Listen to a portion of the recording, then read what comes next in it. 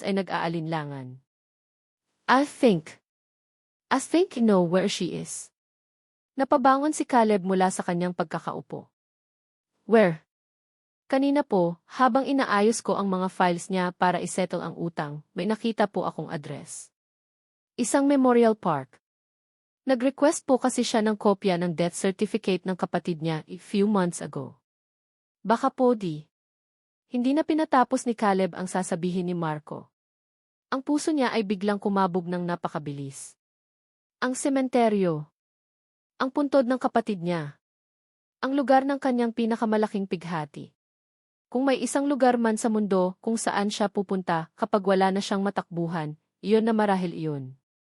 Send me the address, utos niya habang nagmamadali ng kunin ang susi ng kanyang kotse. Now. Ang sementeryo ay tahimik, isang malungkot na kaibahan sa magulong syudad na nakapalibot dito. Ang tanging maririnig ay ang huni ng hangin sa mga puno at ang malayong tunog ng mga sasakyan. Para kay Ara, ang katahimikang ito ay isang yakap. Isang yakap na malamig ngunit pamilyar. Nakaupo siya sa damuhan sa harap ng isang simpleng lapida. Ang pangalang nakaukit dito ay halos nabura na ng panahon, Miguel Reyes. Ang kanyang bunsong kapatid. Hinaplos niya ang malamig na marmol. Ang kanyang mga luha ay natuyo na. Ang galit at kahihiyan ay napalitan na ng isang blankong pagod. Wala na siyang maramdaman. Para siyang isang baso na tuluyan ng naubusan ng laman. Miguel, bulong niya. Sorry. Patawarin mo si ate. Ipinahiya ko ang pangalan natin. Ipinahiya ko sila nanay at tatay. Ikinuwento niya sa malamig na bato ang lahat. Ang pagtakas niya mula sa mga maniningil. Ang pagpasok niya sa isang peking mundo. Ang pag-asa niya na sa wakas ay makakabayad na siya sa kasalanan niya sa kanya. At ang masakit na pagbagsak. Akala ko mahal niya ako, Miguel, sabi niya, at sa pagkakataong iyon, isang taksil na luha ang pumatak mula sa kanyang mga mata. Pero niloko niya lang pala ako. Niloko niya lang ako, tulad ng kung paano ko niloko ang sarili ko sa pag-aakalang kaya kong ayusin ang lahat. Niyakap niya ang kanyang mga tuhod. Dito na lang siguro siya. Dito, sa tabi ng kanyang kapatid, kung saan ang mundo ay hindi na siya kayang saktan pa. Ara! Ang boses na iyon. Ang boses na nagdulot sa kanya ng kilig at pighati. Napapitlag siya at mabilis na tumayo.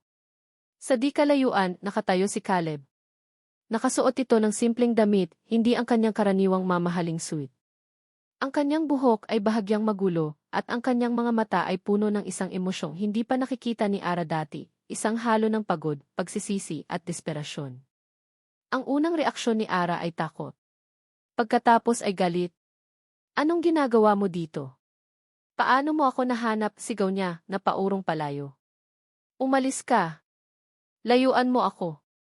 Hindi ako aalis, sabi ni Caleb, ang boses ay mahinahon ngunit matatag.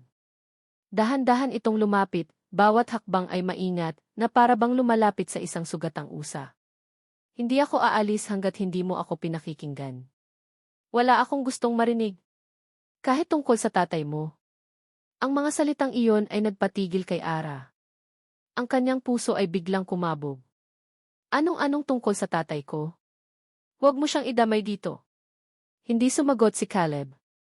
Sa halip, umupo ito sa damuhan, ilang talampakan ang layo mula sa kanya. Hindi na ito lumapit pa. Iginagalang nito ang kanyang espasyo. Pagkatapos ay nagsimula itong magkwento. Ikinuwento nito ang isang gabi, 10 taon na ang nakalipas. Ang gabi ng isang binatang negosyante na halos mawalan na ng pag-asa, na nasiraan ng kotse sa isang madilim na eskinita. Ang gabi kung saan 2 hold-upper ang lumapit sa kanya. At ang gabi kung saan isang matapang na security guard, na nagngangalang Ben Reyes ang nagligtas sa kanyang buhay. Ang tatay mo iniligtas niya ako, Ara, sabi ni Caleb, ang tingin ay nasa malayo, inaalala ang nakaraan. Hindi lang niya ako iniligtas mula sa mga magnanakaw. Sa mga sumunod na araw, habang hinihintay ko ang piyesa ng kotse ko, lagi kaming nag-uusap. Siya ang nagbigay sa akin ng pag-asa. Sinabi niya sa akin na huwag sumuko. Si Ara ay nakatayo lang, nakikinig, hindi makapaniwala sa kanyang naririnig. At palagi kanyang ikinukwento, pagpapatuloy ni Caleb, ngayon ay nakatingin na sa kanya, ang mga mata ay nagsusumamo. Ang kanyang matalino at mabait na anak. Ang kanyang Ara. Ang kanyang yaman. Nangako ako sa sarili ko na babalikan ko siya para magpasalamat, para tumulong. Pero huli na ang lahat. Ang galit sa puso ni Ara ay unti-unting natutunaw, napapalitan ng isang malaking pagkalito. Kaya kaya mo ginawa ang lahat ng to. Pag-amin ni Caleb, ang boses ay basag. Nang malaman kong may utang ka sa isa sa mga kumpanya ko, nakita ko ito bilang isang pagkakataon. Isang baluktot, aroganting paraan para tuparin ang pangako ko.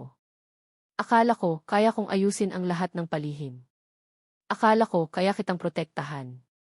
Tumayo ito at dahan-dahang kinuha ang isang bagay mula sa kanyang bulsa. Isang luma at kupas na bagay. Inilahad niya ito sa kanya. Isa itong maliit na Death Christopher Medal. Pamilyar ito sa kanya. Ito ang medalyon na laging dala ng kanyang tatay. Ibinigay niya ito sa akin bago ako umalis, sabi ni Caleb. Sabi niya, para daw gabayan ako sa aking paglalakbay. Ara, alam kong nasaktan kita. Ang paglilihim ko, ang pagkontrol ko lahat iyon mali. Patawarin mo ako. Hindi ko sinadyang saktan ka. Ang gusto ko lang ay bayaran ang utang ko sa tatay mo. Nanginginig na kinuha ni Ara ang medalyon.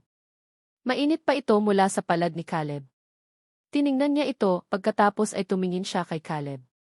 Nakita niya ang katotohanan sa mga mata nito. Walang kasinungalingan. Walang pagkukunwari. Tanging puro at hilaw na pagsisisi. Ang lahat ng pader na itinayo niya sa paligid ng kanyang puso ay biglang gumuho. Ang galit, ang sakit, ang puot, lahat ay bumuho sa anyo ng mga luhang hindi na niya kayang pigilan. Umiyak siya. Hindi na para sa kahihiyan, kundi para sa isang katotohanang mas komplikado kaysa sa inakala niya. Umiyak siya para sa kanyang tatay, para kay Caleb, at para sa kanilang dalawa na parehong naging biktima ng mga pagkakataong hindi nila pinili. Dahan-dahan, lumapit si Caleb. Sa pagkakataong ito, hindi na siya umurong. Hinayaan niyang ilagay ni Caleb ang mga kamay nito sa kanyang mga balikat. Hinayaan niyang yakapin siya nito. At sa yakap na iyon, sa gitna ng katahimikan ng sementeryo, sa harap ng puntod ng kanyang kapatid, naramdaman ni Ara ang unang patak ng kapatawaran. Lahat ng iyon para sa tatay ko, tanong niya sa pagitan ng mga hikbi, ang mukha ay nakasubsob sa dibdib ni Caleb. Noong una, sagot ni Caleb, hinahaplos ang kanyang buhok. Pero habang tumatagal, Ara hindi na ito tungkol sa kanya. Ang yakap ni Caleb ay isang kanlungan. Sa loob ng ilang sandali, hinayaan ni Ara ang kanyang sarili na maging mahina, na damhin ang bigat ng lahat ng nangyari. Ang init ng katawan nito at ang ritmikong tibok ng puso nito ay nagbigay sa kanya ng isang uri ng kapayapaan na matagal na niyang hindi nararamdaman. Ngunit ang mga sugat ay hindi naghihilom sa isang yakap lamang. Dahan-dahan siyang kumalas. Pinunasan niya ang kanyang mga luha gamit ang likod ng kanyang palad. Tumingin siya kay Caleb, ang kanyang mga mata ay namumugto ngunit malinaw na. Kailangan nating mag-usap. Pero hindi dito. Tumango si Caleb na unawaan. Ang lugar na ito ay para sa pighati at alaala. Ang pag-uusap nila ay kailangan ng isang lugar na neutral. Isang lugar kung saan maaari silang magsimulang muli. Naglakad sila palabas ng sementeryo at natagpuan ang isang maliit, halos walang taong parke sa di kalayuan. Umupo sila sa isang bangko sa ilalim ng isang malaking puno ng akasya. May sapat na espasyo sa pagitan nila, isang espasyong puno ng mga salitang hindi pa nasasabi. Mahabang sandali silang hindi nagsalita. Pinanood lang nila ang mga dahong nalalaglag, ang mga batang naglalaro sa malayo. Ang katahimikan ay hindi na kasing bigat ng dati, ngunit mayroon pa ring tensyon. Si Ara ang unang nagsalita. Nasaktan ako, Caleb, sabi niya, ang boses ay mahina ngunit matatag. Sobra. Naramdaman ko na lahat ng pinakita mo sa akin, lahat ng sinabi mo ay isang malaking kasinungalingan. Naramdaman kong isa lang akong laruan na pinulot mo para paglibangan. Hindi umimik si Caleb. Nakikinig lang ito, ibinibigay sa kanya ang pagkakataong ilabas ang lahat. At ang pinakamasakit, pagpapatuloy ni Ara, na palunok ay naniwala ako. Nagsimula na akong maniwala na posibleng may isang tulad mo na magkakagusto sa isang tulad ko. At dahil doon, kinamuhian ko ang sarili ko. Kinamuhian kita. Sa wakas, nagsalita si Caleb. You have every right to feel that way. Wala akong karapatang questionin ang sakit na naramdaman mo. Dahil ako ang may kasalanan. Tumingin ito sa kanya, ang mga mata ay puno ng taos pusong pagsisisi. Mali ako, Ara. Maling-mali. Ang akala kong pagtulong ay naging pagkontrol. Ang akala kong proteksyon ay naging panloloko. Naging duwag ako. Sa halip na harapin ka at sabihin ang totoo mula sa simula, pinili ko ang madaling paraan, ang paraan na alam ko. At sa proseso, nasaktan kita sa paraang hindi ko kailanman inakala. Umamin din si Ara. Pero nagkamali rin ako, sabi niya, napayo ko. Nagsinungaling din ako. Pinili kong manatili sa'yo dahil sa utang ko. Ginamit ko ang sitwasyon. Ginamit kita. Ginamit mo ang sitwasyon para mabuhay, pagtatama ni Caleb. Ginawa mo ang kailangan mong gawin. Ako ginawa ko ang gusto kong gawin nang hindi iniisip ang mararamdaman mo. Magkaiba yon. Ang kanilang pag-uusap ay parang isang mabagal na sayaw ng pag-amin at pag-unawa. Bawat isa ay inilalantad ang sarili nitong mga pagkakamali, sariling mga takot. Nalaman ni Caleb ang tungkol sa kapatid ni Ara, sa operasyon, at sa bigat ng pagkakasala na dala-dala nito araw-araw. Naintindihan naman ni Ara ang tungkol sa utang na loob ni Caleb, sa kanyang kalungkutan, at sa kanyang kawalan ng kakayahang ipakita ang tunay niyang nararamdaman. Ang galit ni Ara ay unti-unting napapalitan ng awa. Ang pagsisisi ni Caleb ay napapalitan ng pag-unawa. Hindi nito binubura ang sakit, ngunit binibigyan nito ng konteksto. Yung pera yung utang mo bayad na, sabi ni Caleb. Matagal na. Pero hindi iyon ang mahalaga ngayon. May kinuha siyang isang dokumento mula sa kanyang kotse kanina at iniabot ito kay Ara. Hindi ito pera. Isa itong papel. Isang proposal. Binuksan ito ni Ara. The Miguel Reyes Scholarship Foundation. Gusto kong itayo to, sabi ni Caleb. Isang foundation na tutulong sa mga pamilyang may mga anak na may sakit sa puso, mga pamilyang hindi kayang tustusan ang gamutan. Para hindi na nila pagdaanan ang pinagdaanan mo. Para mabigyan ng kahulugan ang sa kanya. Ang mga mata ni Ara ay muling napuno ng luha, ngunit sa pagkakataong ito, hindi dahil sa sakit. Ito ay isang kilos na puno ng pag-unawa, isang alay na higit pa sa anumang halaga ng pera. Ibinaba ni Ara ang folder. Hindi ko ito matatanggap. Nagulat si Caleb.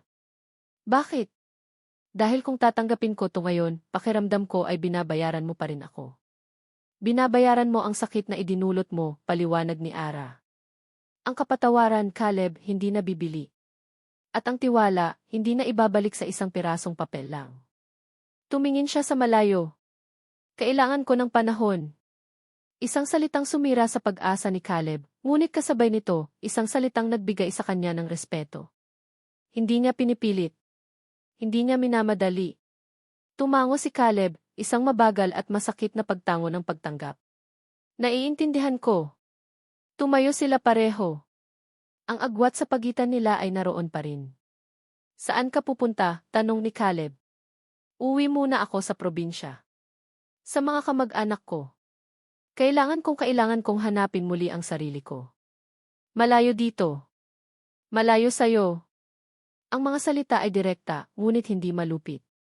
Iyon ang katotohanan. Hinawakan ni Caleb ang mga kamay nito sa huling pagkakataon. Maghihintay ako, sabi niya, at sa pagkakataong ito, ang mga salita ay hindi isang utos, kundi isang pangako. Isang mahinang bulong na puno ng pag-asa. Kahit gaano katagal. Binitawan niya ang mga kamay nito at tumalikod para bigyan ito ng kalayaang magpasya.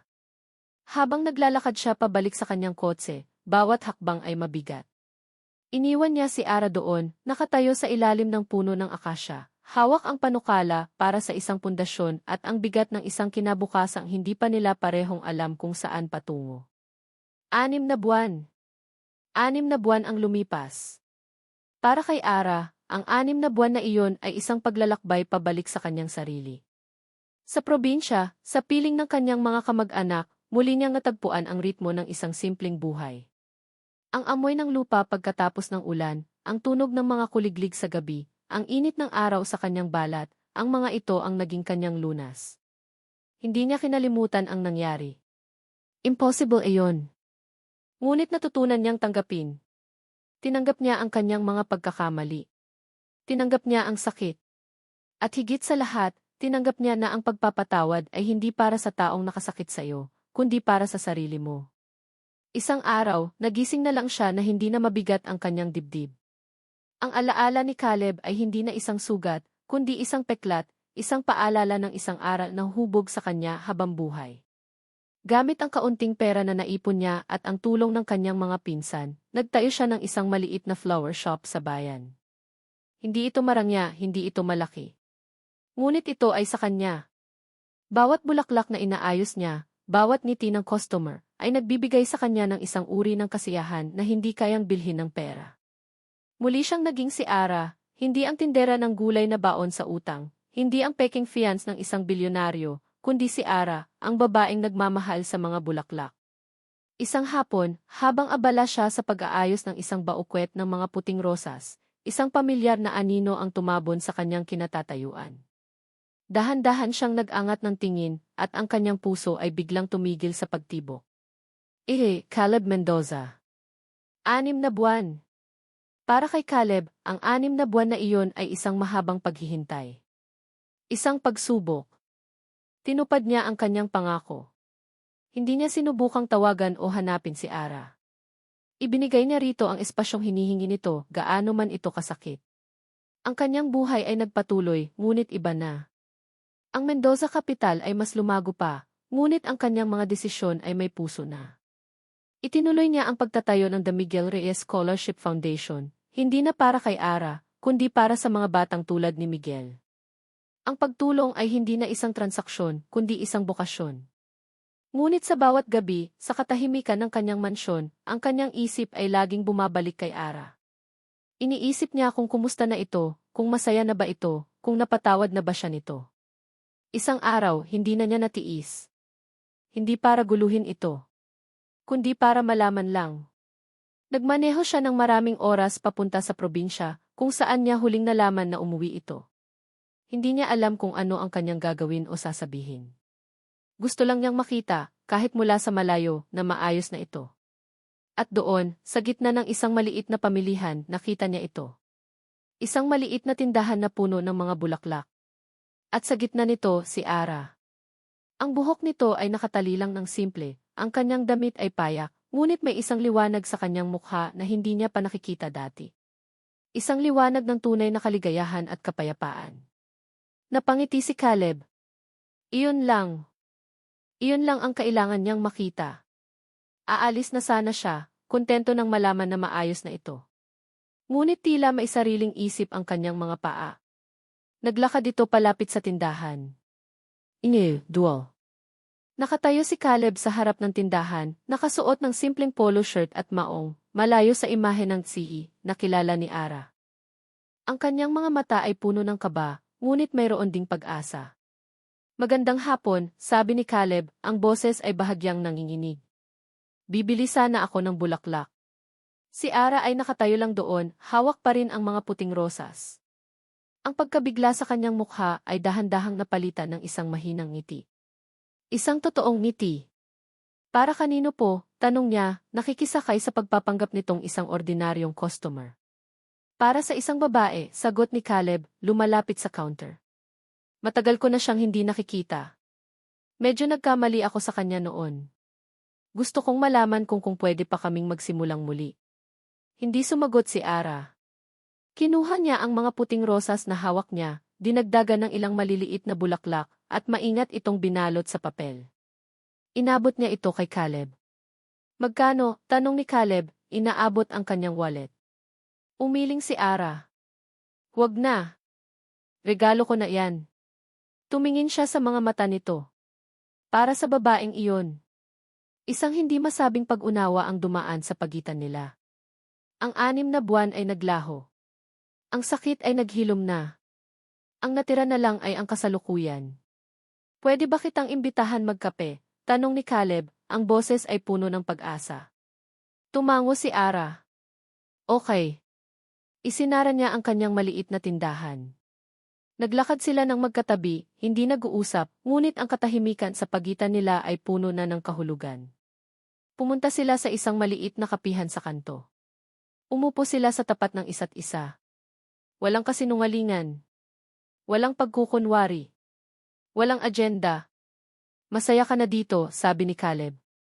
Hindi ito isang tanong, kundi isang pahayag. Sagot ni Ara. Masaya ako. Natagpuan ko ang sarili ko. Tumingin siya kay Caleb. Ikaw? Kumusta ka na? I'm trying, pag-amin ni Caleb. I'm trying to be a better man. The man your father would have wanted me to be. The man you deserve. Sa mga simpleng salitang iyon, naramdaman ni Ara na ang huling piraso ng kanyang puso na nag-aalinlangan ay tuluyan ng bumigay. Pagkatapos nilang magkape, naglakad sila sa plaza habang papalubog ang araw. Ang kalangitan ay kulay kahel at rosas, isang perpektong tanawin. Dahan-dahan, iniabot ni Caleb ang kanyang kamay.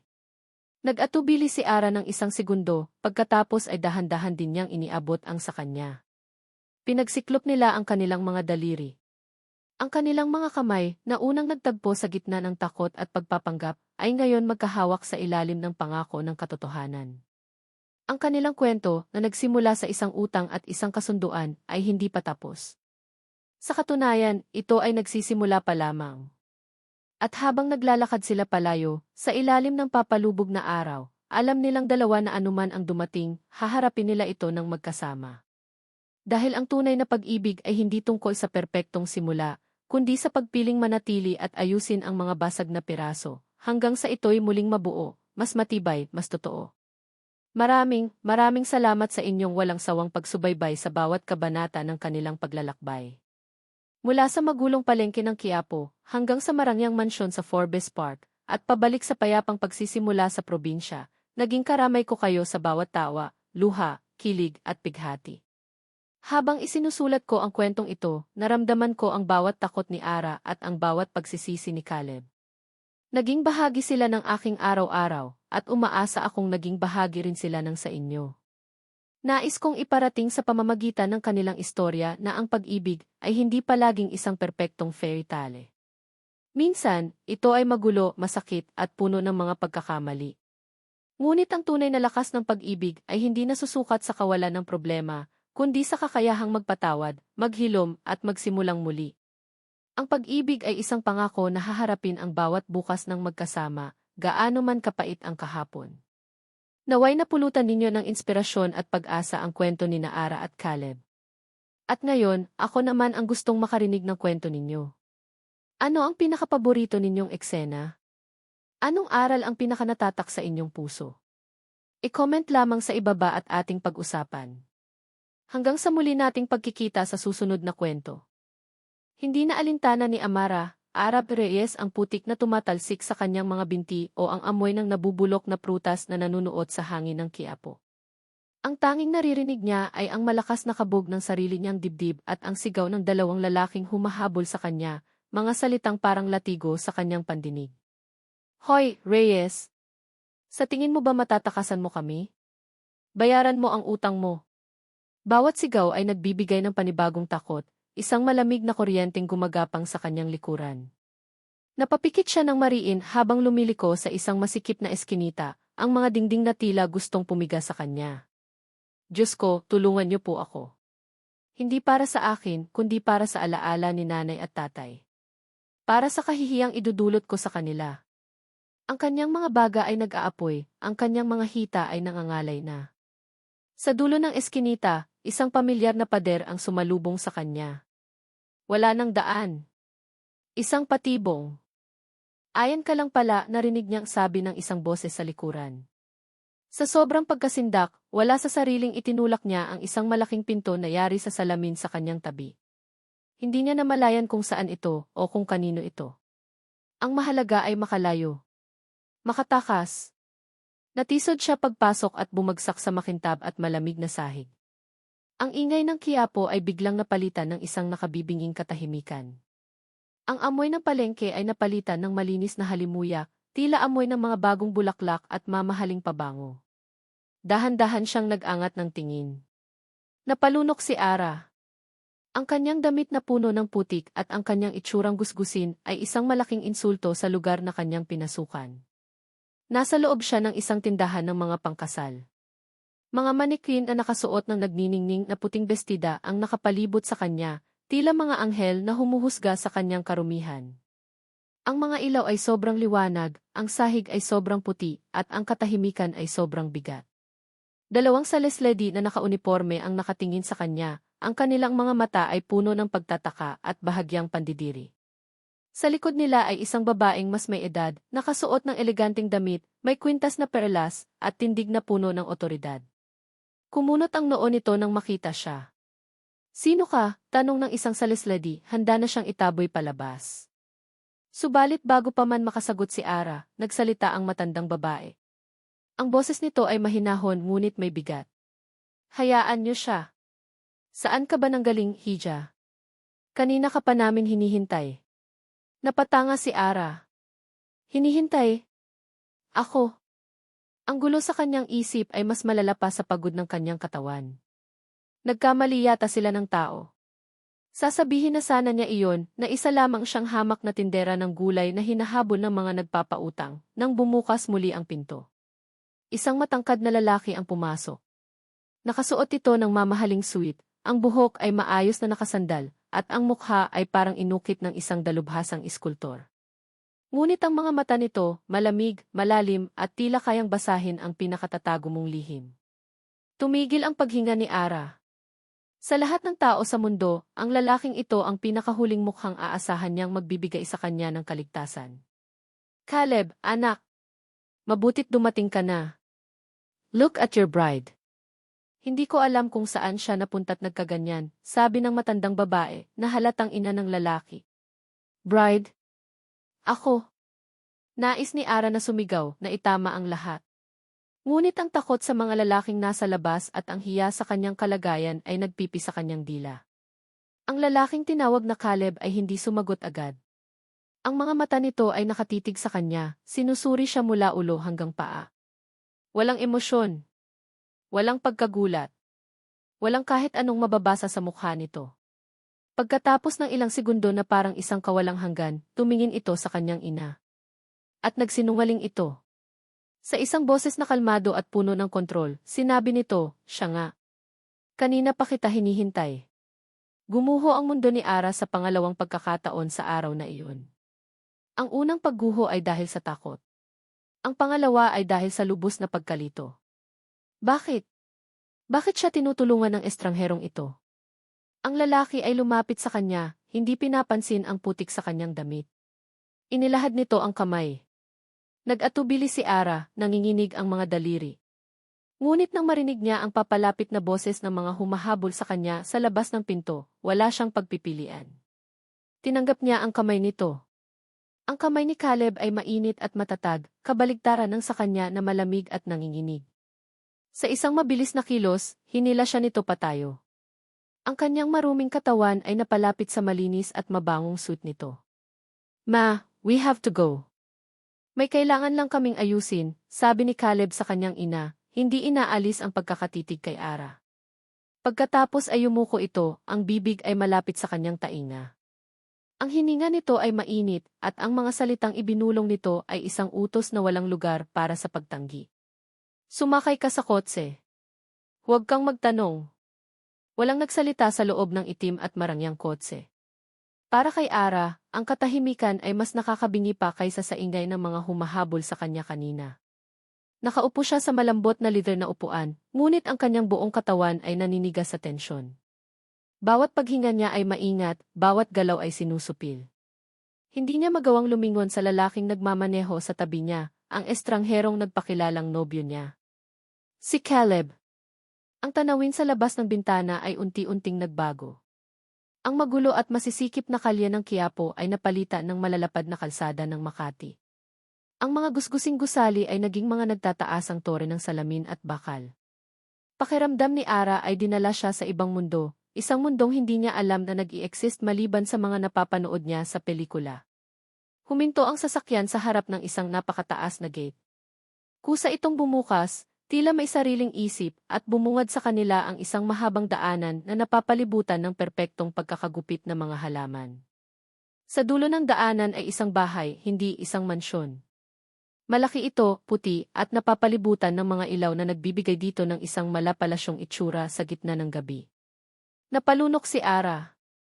Ang takot sa kanyang dibdib ay hinaluan ng pagkamangha at lalong-lalo na ng pakiramdam na hindi siya nabibilang dito. Pinatay ni Caleb ang makina. Baba, maikling utos nito. Sumunod si Ara na parang isang robot. Sinalubong sila ng dalawang kasambahay na nakauniporme.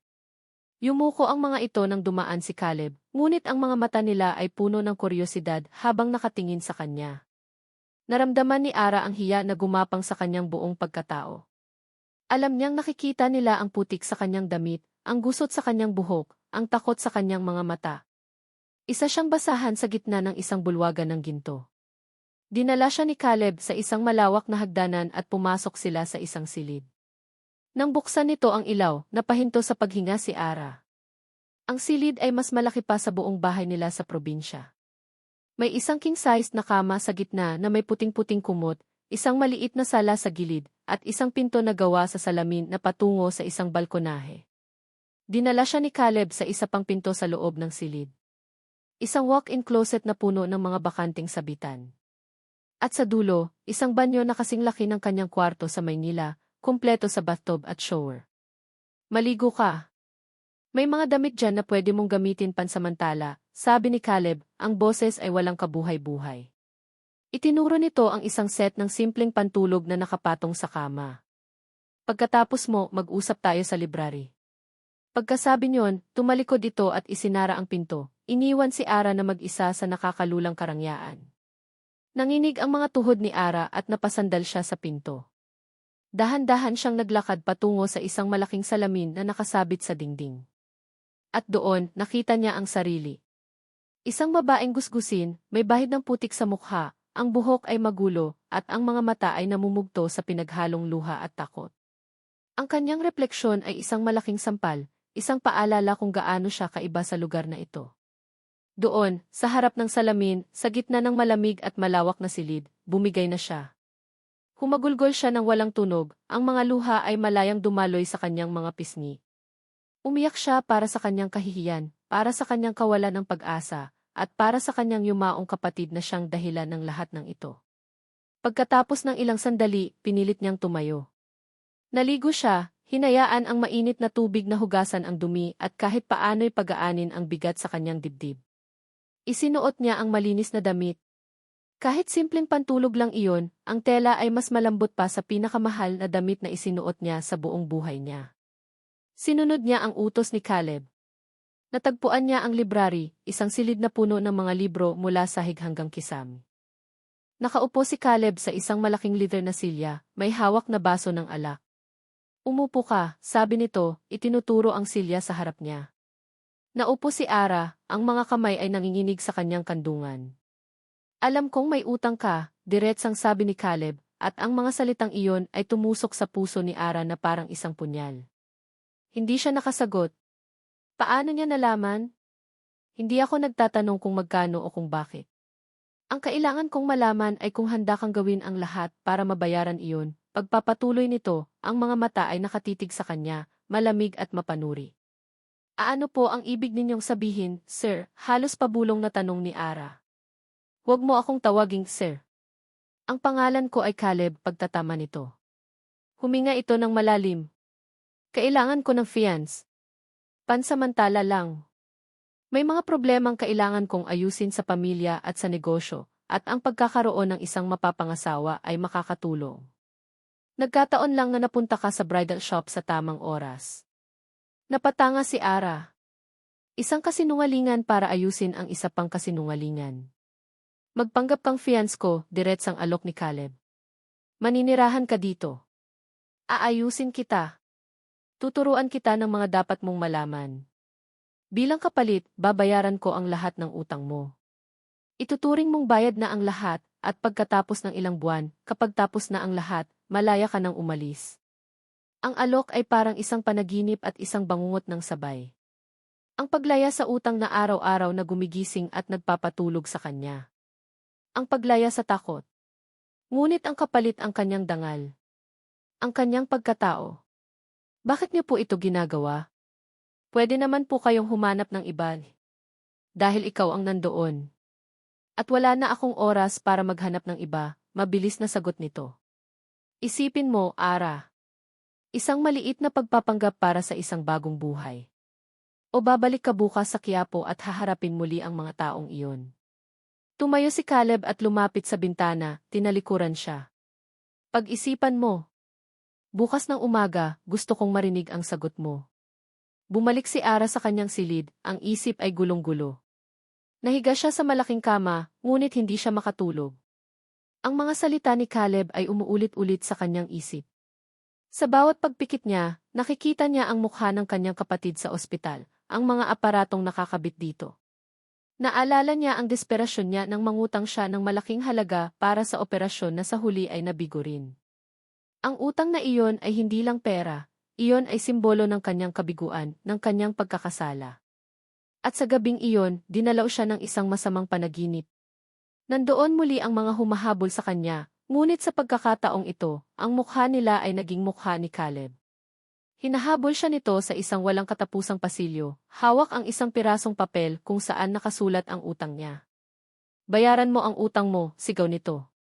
Nagising si Ara na humihingal, ang puso niya ay kumakabog ng malakas, at ang kanyang noo ay basang-basa ng pawis. Napatingin siya sa paligid ng marangyang silid. Ang gintong hawla. Ito na ba ang sagot? Isang hawla, ngunit isang hawlang magbibigay sa kanya ng kaligtasan. Sa sandaling iyon, nagdesisyon na siya. Susuko na niya ang kanyang dangal. Para sa kapayapaan. Para mabura ang kasalanan ng nakaraan. Kinabukasan, maaga siyang nagising.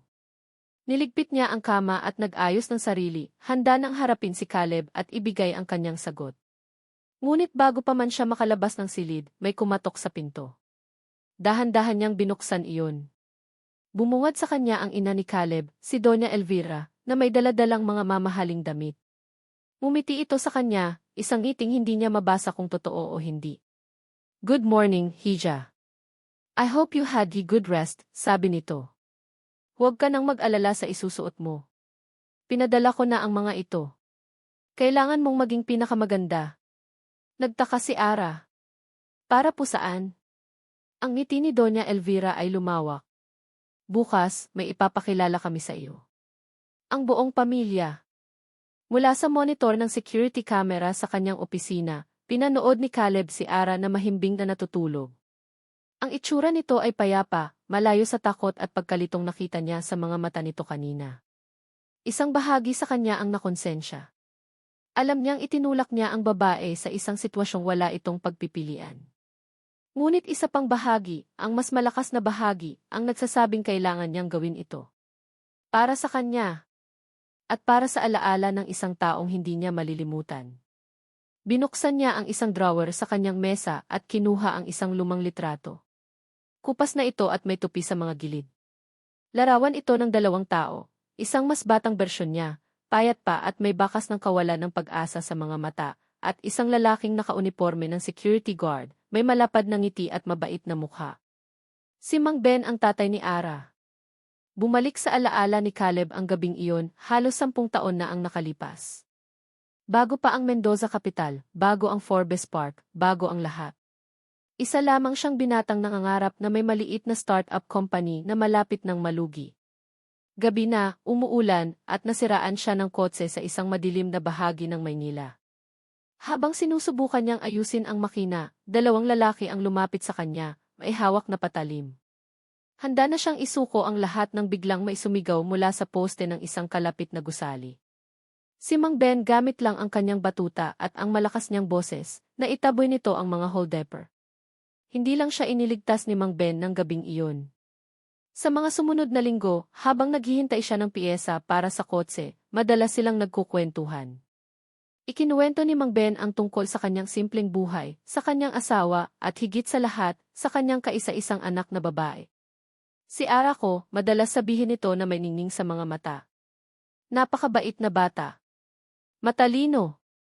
Siya ang yaman ko, Sir Caleb. Nangako si Caleb sa sarili niya na kapag nakaangat-angat siya sa buhay, babalikan niya si Mang Ben para magpasalamat at tumulong. Ngunit ang buhay ay mabilis at ang tagumpay ay naging abala. Nang sa wakas ay nagkaroon siya ng pagkakataon, huli na ang lahat.